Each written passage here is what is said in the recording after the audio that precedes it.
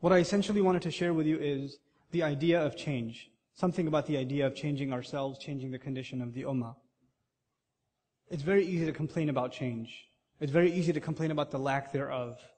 People love, we talk about some of our elders, and they've done so many great things for us, but at the same time, one of the hobbies they have is sit around and talk about how corrupt governments are, and what's going on in Pakistan. Do you know what's going on in Pakistan? Oh, it's really bad. And then someone says, oh, you think that's bad? Let me tell you what's going on in Egypt. That's even worse. Oh, you got nothing on us. We got something bad going down in India. And everybody's bragging about how bad things are. It's like an entertainment session for them. Over chai. They're going to talk about all the problems of the world and nothing will change.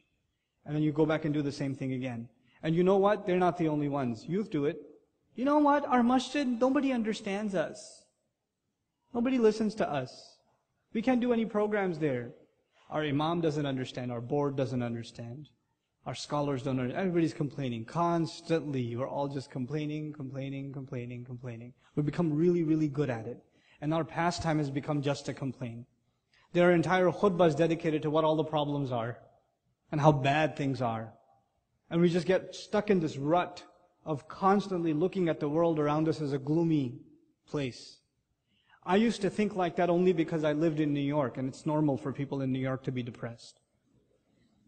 But as I started traveling, I started seeing so many amazing things happening across the country, and so many creative efforts, and so much new stuff coming from Muslims, that I just never expected, that it just makes me hopeful. Altogether, it just makes me hopeful.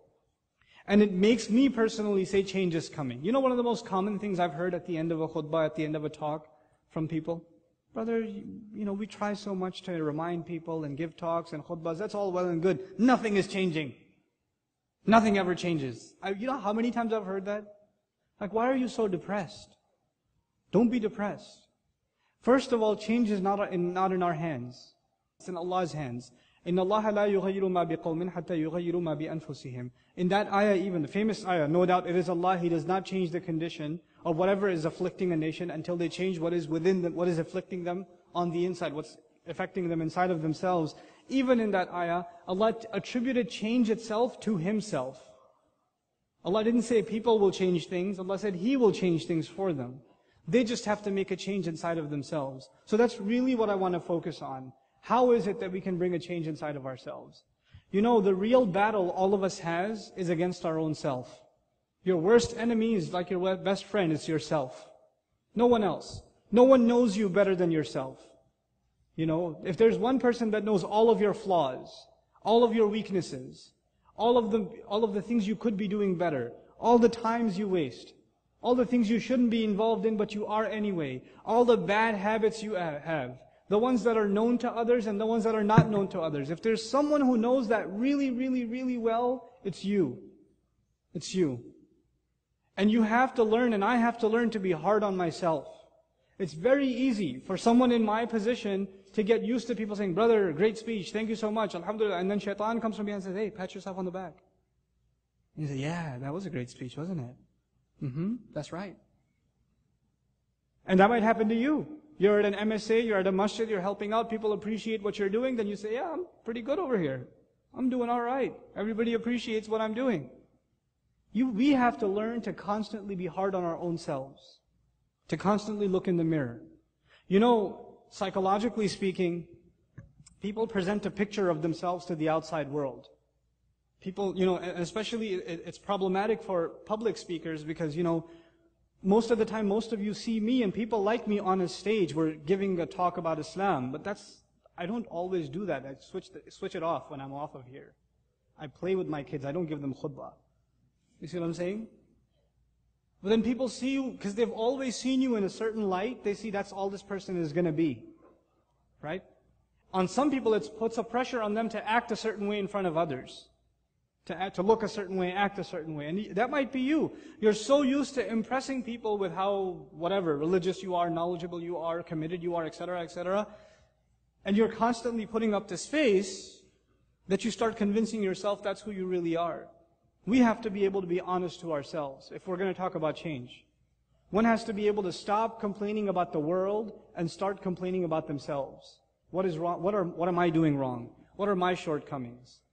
What are the things that I look at myself and I say, what, if there were 4 or 5 things I could change about myself, if I could just do 4 or 5 things differently, what would they be? What would those things be that I wish I changed? What are some things I wanted to accomplish last year and I never got to? I really wanted to though. I wanted to memorize like 2 more surahs. I wanted to study something. I want to finish reading that book. I never got around to it. But I really wanted to do it. What is keeping us from making those changes? That's the real bit of advice that at least I'll share with you what I do for myself. It works sometimes, it doesn't work other times. But I'm hoping inshallah you'll be better at it than I am, and we're all going to be making changes for the better in our own lives. What I do for myself is basically ask myself a very simple question. I have 2 kinds of days. I have days where I'm home and days that I'm traveling. I've divided my life into 2 kinds of days. Days when I'm traveling and days when I'm home. And there are failures, because days that I'm home are all the same. Whether it's last week or the next week or 2 years before or 2 years after, it's going to be similar. They're all going to be the same. And the days that I'm traveling are all going to have similar things in them. There's going to be going from home to the airport and getting onto the plane and passing out, and then the flight attendant waking me up to get off the plane. All that's going to be the same every time. There's going to be repetition. And in each of those 2 kinds of days, there are some things I could do better. There's some way I could use my time better. I could be more productive in some things. How do I make more use of that day? How do I make it more productive? That one day. You can fix one day, you fixed your whole life.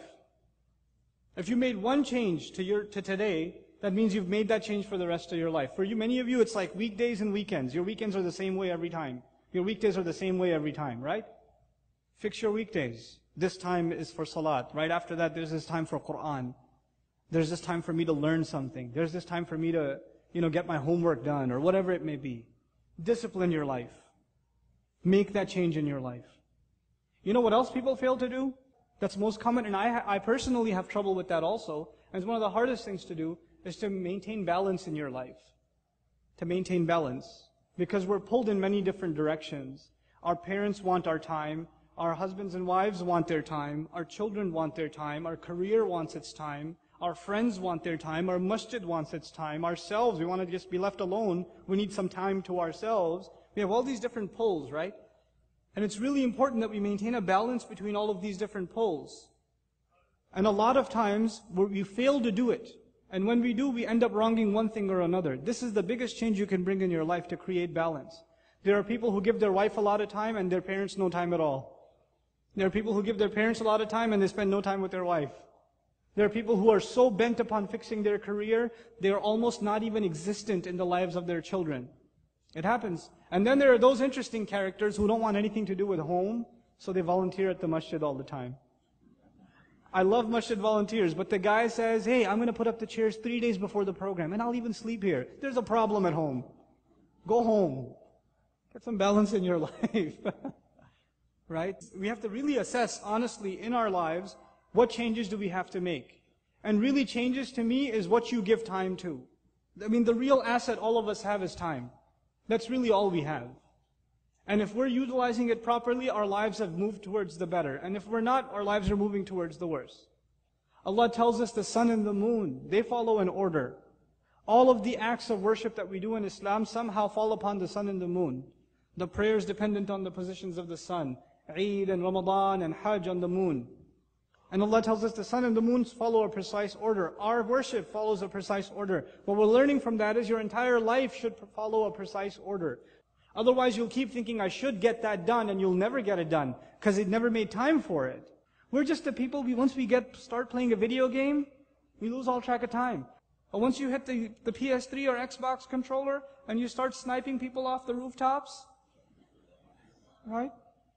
That's it. Regimes could change. The world could change. The stock market could crash. You wouldn't know, you're in your room going, that's who you are. We have to show respect to time. That's the real change we bring in our lives. Stop complaining about stuff. All of that will happen when you personally bring a positive change in your life.